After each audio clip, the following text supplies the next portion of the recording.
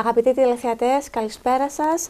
Βρισκόμαστε στα γραφεία του Βουλευτή των Συντηρητικών David Barrowes, εδώ στο Southgate and Enfield, για μια συνέντευξη μαζί με τον βουλευτή, τον κύριο Barrowes, γύρω από τις τελευταίες εξελίξεις στη Βρετανία όσον αφορά τον Brexit.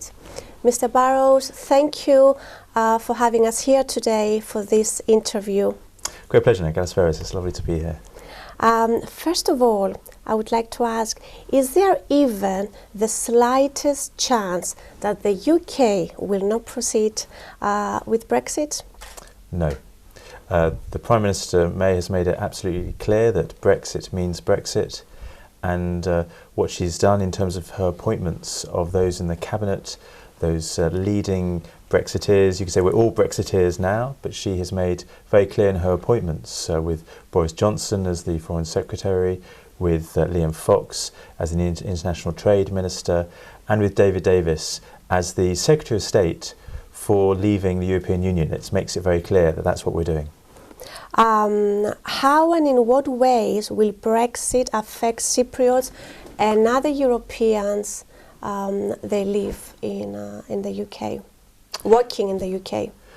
Well, the position is that nothing will change presently. The issue is that we will continue as we are continuing. There is the process of negotiation. We will be triggering Article 50 and processing a negotiation. But the expectation is that the rights of citizens in this country and in the European Union will not change in a material effect, because we want to be able to negotiate a position where we can carry on properly trading and working in Cyprus, in this country, and we need to get to that point. Okay. There is a belief that the reason people voted for Brexit is that there is an increasing hostility towards rising immigration. Do you see this issue of wanting to reduce immigration as being linked to a dislike of immigration? Do you see this as a matter of racism? Well, I mean, certainly there was a whole issue of control. Us fearing we didn't have control of issues around the laws that I pass as a Member of Parliament. Only 50% of laws I'm able to pass. The others we left at the European Union. Also the issue of the money, the cost of our membership of the European Union. And one of the key issues was control of our borders, to be able to have a positive role in relation to immigration. So it's an issue in the UK, it's an issue in Cyprus, an issue across Europe, that we look at the fact that there's a big flow of migration. And what citizens want is control over that, so that we can positively say we need the skills, we need the businesses, but also saying that we also want to control on the numbers. So it was a key factor. And that's far removed from racism. In fact, what sadly breeds racism is a lack of control. And whilst there may be those people who sadly are on an extreme that may support one side or the other, what this is actually going to do is not give any foothold, not give any place for the extremists. We see in the European Union, in Austrian places, people on the far right who are gaining control and political control because citizens don't feel they have that. Okay, but you don't see as a threat to democracy, as a negative racism towards. Well, I mean, certainly out of the whole debate and the vote, sadly, it stirs up what I call pond life. Okay. Pond life, people who are worthy of being in ponds, dirty, nasty side to life, and it stirs things up, and it stirs up people who will think bad of other people. And you do sadly get people who become more prominent. It doesn't make them racists, but the racists out there may feel that they've got more of they want to say something. Well, what actually we've done, the important decision on the June the 23rd, was a very democratic way of making a decision. If we didn't have that decision, if we hadn't have decided, I believe, to leave the European Union, those people who were always around in the pond would have started to gain more political traction. They'd have said, you haven't made a democratic decision. There is a big gap between what the politicians say and what the people think. And sadly, one of the big problems with the European Union is there were unelected people making decisions on behalf of people who felt they were going over the heads of their elected politicians like me. and that causes a problem, and that unfortunately is the issue. But we made a really democratic, a hugely democratic decision. 17 million people decided of that, over 13 million decided to leave the European Union. That was a huge democratic voice for control. What about the question of Turkey joining the EU? Was that one of the reasons the UK voted for Brexit? Well, the issue of Turkey did come up in the campaign a lot. And in fact, both sides were criticised. Those supporting to remain in the European Union were criticised from, on the one hand, supporting Turkish accession and then suddenly backing away from it. And then those wanting to leave were criticised for raising the spectre of huge numbers of Turkish people coming to this country from their accession. So there was an element of fear on both sides, and the reality is that Turkey's accession to the European Union was a factor because the government has put lots of money into it. There's been positive support from it, and the prospect of a lack of control of numbers from Turkey is an issue. I mean, the reality is though that that the issue of accession for Turkey is a long way off, whatever one thinks.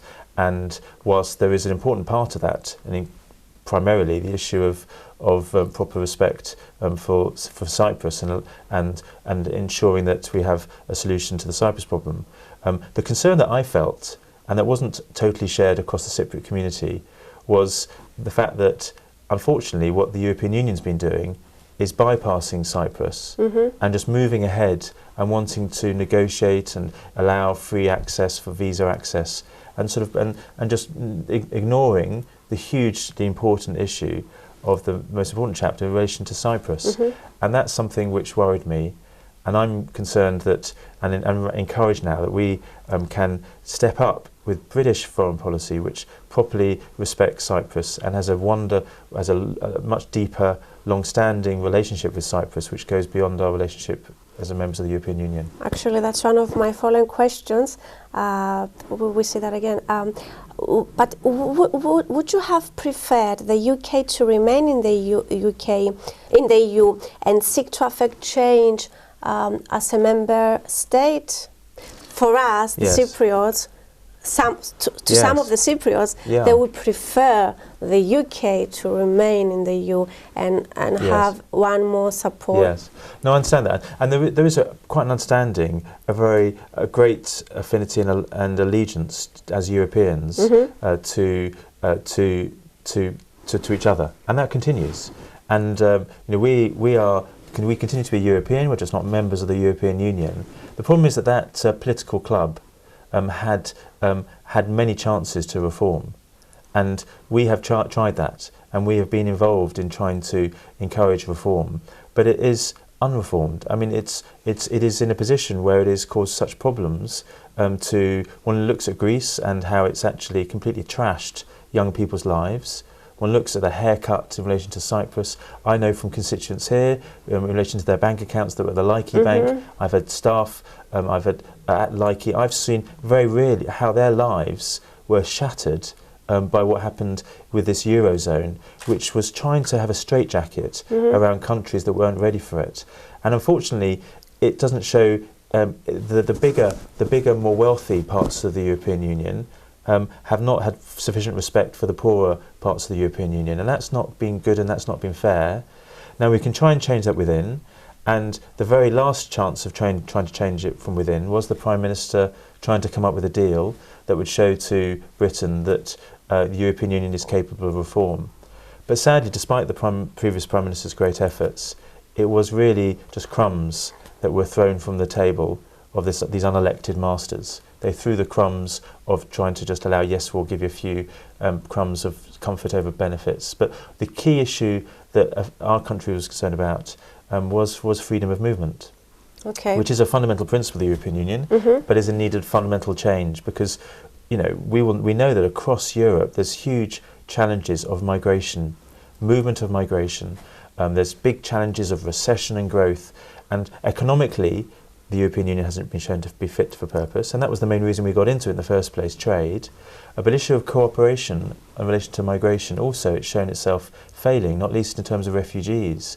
And so that's something which I don't believe the Prime Minister was able to deliver, to give enough assurance to this country that we were able to properly reform freedom of movement so that we were much more in control, both of non-European Union migration as we can welcome the skills we need, but as far as European Union migration, it has been too much of a free-for-all. Do you believe that other countries like Greece might follow the example of Britain, since they have seen that EU is not what they were expected? Do you think that this historical change in Britain might affect Greece and other countries?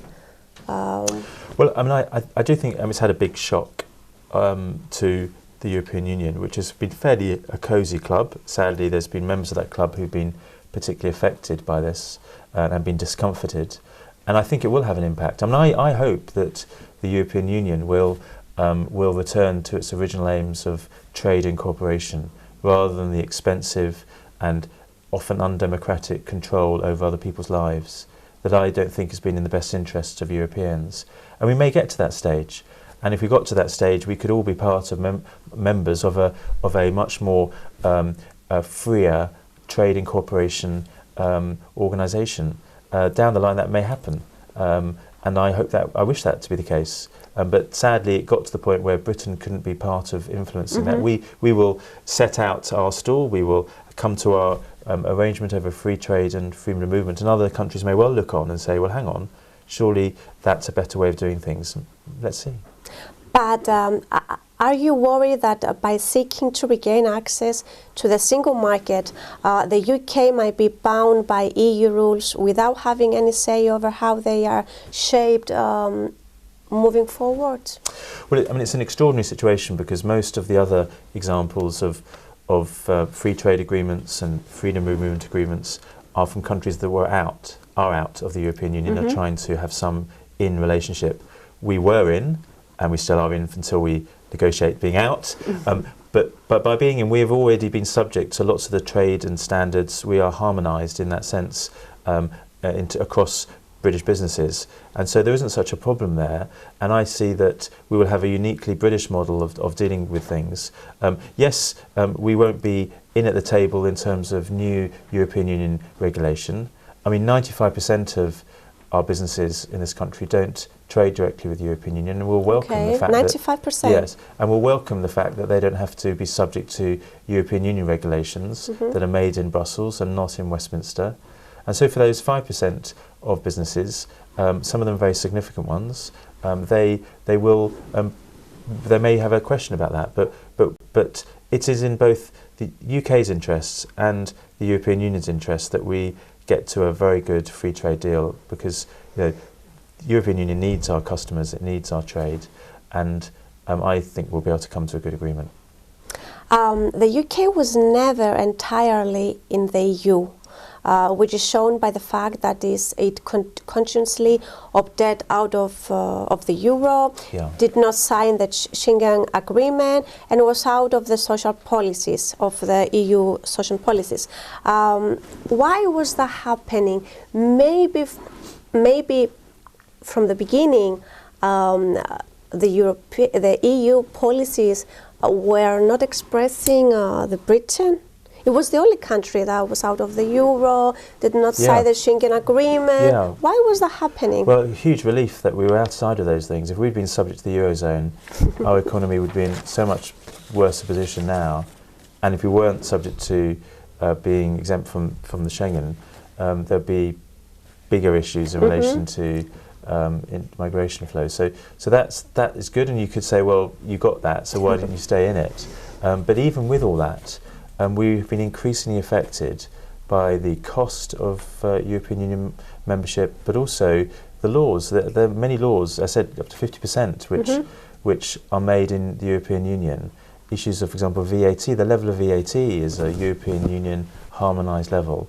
And that's something fundamentally that should be made by our citizens. And I think that because people have seen a lack of control really over issues around European Union migration.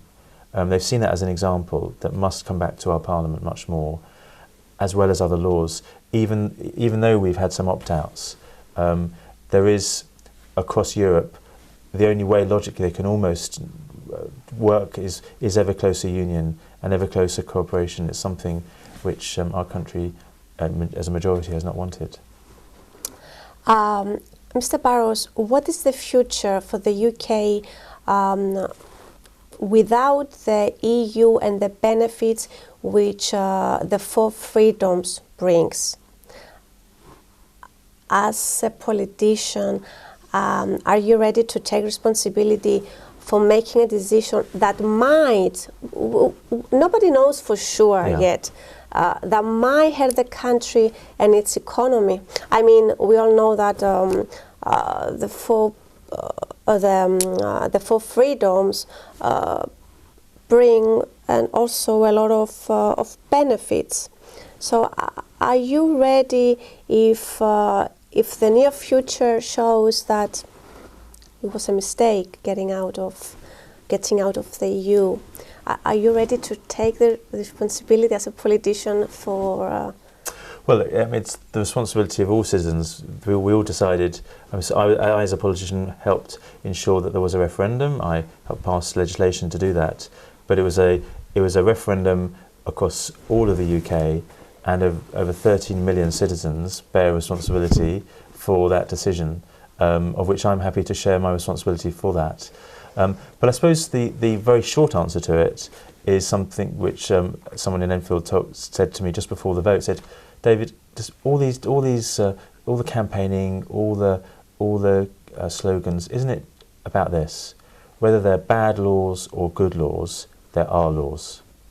So that is the issue. It's our laws, and that democratic responsibility will indeed be much more mine, with more laws to decide on issues of migration, of numbers, of the skills we need to decide on the deal. That is something which I will be responsible for, and that's right. And so the great thing about that is people can fire me if they don't want me at a general election, rather than feel that they have no control over the European Union. So undoubtedly there's real benefits of our membership of the European Union in trade, but they didn't outweigh the costs. And the reality is that we want to, and we will be able to, negotiate many of those benefits around free trade. You know, we are it's one of the few trading blocs, the European Union, that has such a condition, a political condition, as well as a condition on freedom of movement. And like America and other countries, Canada and others, we can negotiate in a strong position with a strong economy and with lots of close relationships, not least with Cyprus, which I think is very well placed, together with Britain, to ensure bilaterally that we have excellent trade deals, because there's such close connections between our countries that I think that would be right at the front of the queue in ensuring that we have really good trade deals. And you will be able, as a country, Britain, we have 2 years of negotiations with EU. With the European Union, that's right. That's right. And that's. I mean, I look forward to that happening as soon as possible, but only when we're ready to trigger Article 50, and then we'll be able to negotiate I think a good breakup. In a way that, but in a way that is based on it's not just simply us turning our backs on. It's not a divorce where we just go our separate ways. It's a divorce that leads to a partnership. Okay. So it's a strange kind of. It's actually there could be a continuing relationship, and it'll be one based on partnership, and you could say a very civil partnership that doesn't have the same conditions that our current marriage and membership does have. What is your opinion on Scotland? Will they manage to be able to remain in the EU? Well, our Prime Minister May is with the Scottish First Minister today, and she's there talking about a future relationship. But because we are a United Kingdom, and whilst there is a minority in Scotland that would try and use this opportunistically to talk about independence, the reality is that the United Kingdom voted as a majority to leave the European Union. And that majority includes Scottish people, includes people here in my constituency in Enfield. It was just in the constituency of Enfield a minority that voted for leave. But we can't have Enfield leaving, having its own relationship with the European Union separate. We can't have London having its own distinct relationship, and we can't have Scotland. And so there just needs to be a respect for the democratic mandate. Scotland had their referendum. They need to respect the fact that they had the referendum. They didn't want independence. I think for Scotland to in a way go down that route of trying to tie itself up with the Eurozone, of the fact that financially it is very dependent on being part of the United Kingdom, I don't believe the Scottish people want another referendum. In fact, I think all of us have had enough of referendums for the moment. Do you see any way in which Brexit might affect the relationship between Britain and Cyprus? Well, I mean, my view is actually that it's going to be a real positive. Positive? It's going to be really positive to Brexit for Britain's relationship with Cyprus, because I represent the most Cypriots in the United Kingdom. In fact, some would say that I represent more Cypriots than members of the Cyprus Parliament, if you look at the proportional representation. Yeah. And that could be the fact. So I do keenly understand the Cypriot community's concerns, and there has been real concerns over the issue of Brexit. But what are their concerns have been over the years has that Britain should step up and take its historical and long-standing relationship and commitments to Cyprus seriously. At this crucial time, as Cyprus negotiates and hopefully leads to a solution to the Cyprus problem, Cyprus needs to know that Britain is very much as a friend as ever, but even more so that it's not just simply going to defer and hide behind the European Union. Mm-hmm. Because I've heard too often talk, when we go to, as we're going through some very important chapter headings, chapters that are going through the negotiation process, that may rely upon those countries that are guarantor powers like Britain. It may rely upon Britain to ensure that Turkey take their responsibilities seriously and ensure that they allow Cypriots to properly come to the right and just solution. And that is about Britain doing that, rather than saying the European Union. So too often I've heard, we'll wait for the European Union to do this. It's Britain who now need to step up. And I believe that we can, and show particularly in relation to Cyprus, that we are a long-standing good friend of Cyprus. So it might be an opportunity for even strongest relation between Britain and Cyprus. I think so, because what we need to do is not just simply rely upon other relationships. We need to strengthen our bilateral relationship. Now, Cyprus, of most countries around, as our Commonwealth and our historical relationships and legal relationships, that must mean that it must be very much there. And in this crucial period, I expect our new Foreign Secretary, Boris Johnson, to be making a big effort to reassure and support Cyprus in these coming crucial months. So I think this is a really good opportunity for Britain to grow. And as we leave the European Union, as I said, one of the vital areas is trade and tourism, business between Cyprus and the UK, and particularly with Cyprus in the European Union. I wouldn't want to in any way try and suggest that Cyprus shouldn't be a good member of the European Union. There's good benefits for Cyprus being a member of the European Union.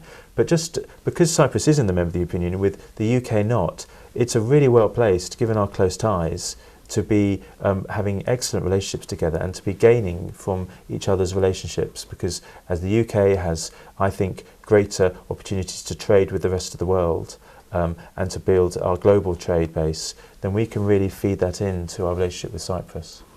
And one last question, Mr. Barrowes. What is your message to the Greeks and Cypriots living in the UK, especially to those that came here within the last 2-3 years, seeking a better future since they could not find a job in their own country? Because there are a lot of them, they worry if they will be forced to leave the country after the 2 years. We really understand the uncertainty, but what the decision was to really welcome Europeans coming here to work. It actually is really welcoming, and welcoming particularly our Cypriot and Greek friends who are contributing to society and are working, are setting up businesses, and all of that is really welcoming. Actually, what we want to do is encourage more of that. and that's going to be encouraged. And in terms of the legal position, is that every reassurance that their position will not change. Okay. And the only issue is a case of timing to actually process around the reciprocal arrangements for UK citizens in the European Union. That is only a case of time, but where we want to get to, and I asked the question, others did, of the then Immigration Minister in my Home Affairs Select Committee, is yes, we all are getting to that place where we can properly guarantee that what the rights of European Union citizens in this country will remain. And that is what must happen. I mean, I was campaigning hard for us to leave the European Union, and part of it was to ensure that there is that guarantee. And the sooner we can get to that assurance, it's top of the pile in terms of discussions with European Union governments, is that guarantee needs to be in place. And that is very much what it's all about. And I would like to give every reassurance to European Union citizens on that. Thank you so much for this interview. Thank you. Thank you very much.